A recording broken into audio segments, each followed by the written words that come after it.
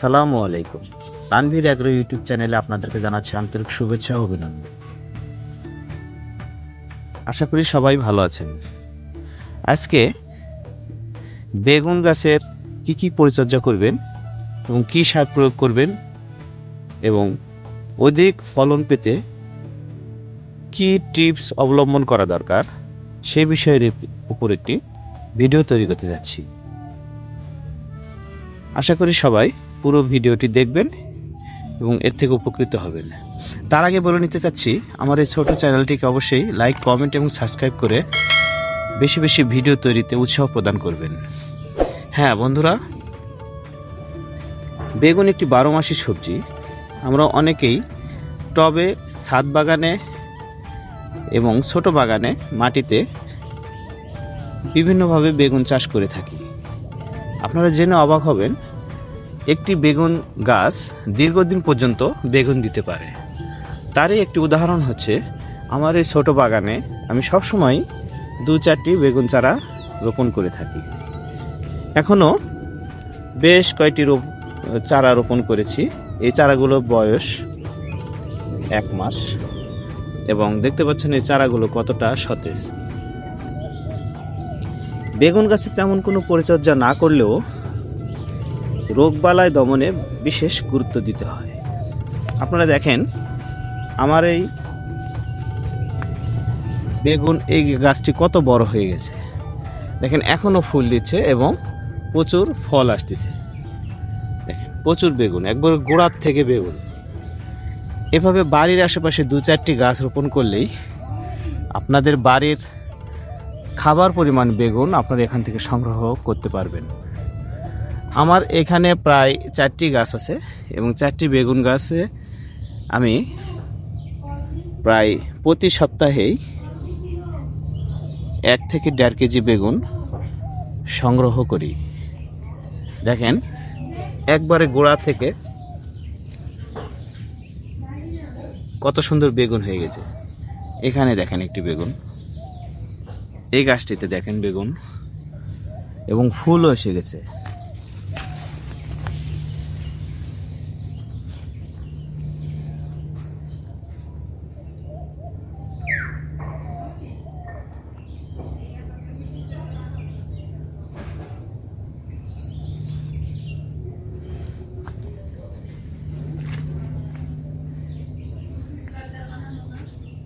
বেগুন গাছে নিয়মিত পানি সেচ দিলেই প্রচুর পরিমাণের বেগুন পাওয়া সম্ভব। দেখেন এখানে একটি বেগুন দেখতে পাচ্ছেন।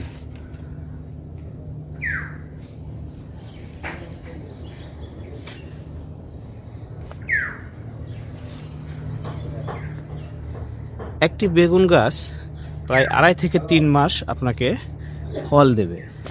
এই জন্যে বেগুন গাছ রোপণের পর কী ধরনের পরিচর্যা করবেন এই বিষয়ের উপরে একটি ভিডিও তৈরি করতে যাচ্ছি। বন্ধুরা, ভিডিওটি স্কিপ না করে পুরোটাই দেখতে থাকুন, অবশ্যই উপকৃত হবেন। তানভীর অ্যাগ্রো সবসময় আপনাদেরকে আপগ্রেড ভিডিও দিয়ে থাকে। আশা করি আমার এই চ্যানেল থেকে আপনারা উপকৃত হবেন। অবশ্যই চ্যানেলটিকে লাইক, কমেন্ট এবং সাবস্ক্রাইব করতে ভুলবেন না। আমি এই গাছগুলোতে এখন তেমন কোনো সার প্রয়োগ করি না, তারপরেও দেখেন কত পরিমাণের ফল আসে। তো ঠিক আছে বন্ধুরা, চলেন এখন দেখি আমার এই ছোট গাছগুলোতে কি পরিচর্যা করি। আমি প্রথমে এই গাছগুলোতে এই সার প্রয়োগ করব। এটি একটি মিশ্র সার। আপনি যে কোনো নার্সারির দোকানগুলো থেকেই এই সারগুলো পেয়ে যাবেন। এখানে আছে লাল সার, এমওপি, টিএসপি, পটাশ, বিভিন্ন রকমের সারের একটি মিশ্র। আপনি এই মিশ্র সারগুলোর সুবিধা হচ্ছে আপনি সব রকমের গাছগুলোতে, চারাগুলোতে আপনি সার প্রয়োগ করতে পারবেন। এবং অবশ্যই মনে রাখতে হবে রাসায়নিক সার পরিমাণ মতো প্রয়োগ করতে হবে এবং গাছের গোড়া থেকে একটু দূর দিয়ে রাসায়নিক সার প্রয়োগ করতে হবে। রাসায়নিক সার প্রয়োগ করার পর পানি সেচ দিতে হবে এবং আজকে আমার এই চারাগুলোতে আমি এই সার প্রয়োগ করব এবং দেখাবো সার প্রয়োগের 1 সপ্তাহ পর চারাগুলো কতটা সতেজ এবং পুষ্ট হয়েছে। অবশ্যই সার প্রয়োগের আগে গাছের গোড়ার মাটিগুলো পরিষ্কার করে নেবেন এবং এই ছোট ছোট আগাছাগুলো তুলে ফেলে দিবেন।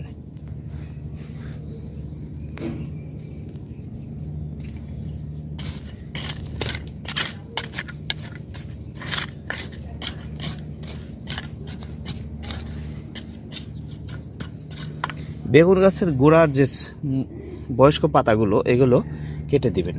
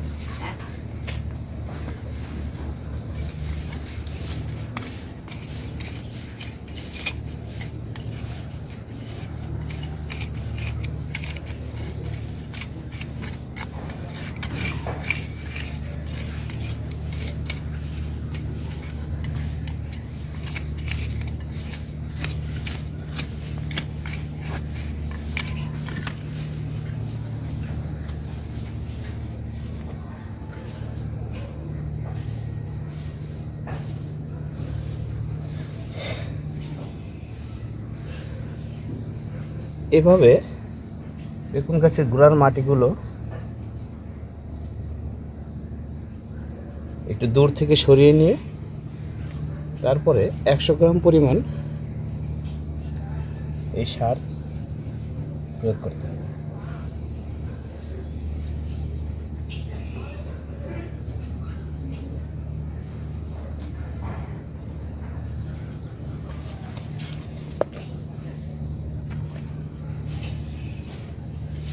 অবশ্যই একটি বিষয় খেয়াল রাখতে হবে যেন গাছের গোড়ায় কোনো সার না পড়ে।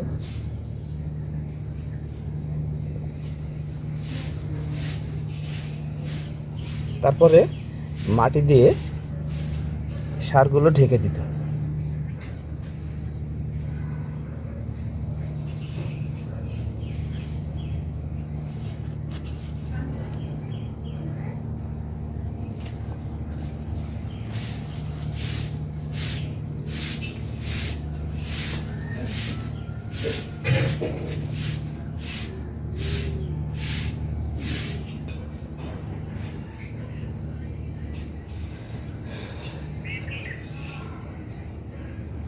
সার প্রয়োগের পর বেগুন গাছে অবশ্যই পানি সেচ দিতে হবে।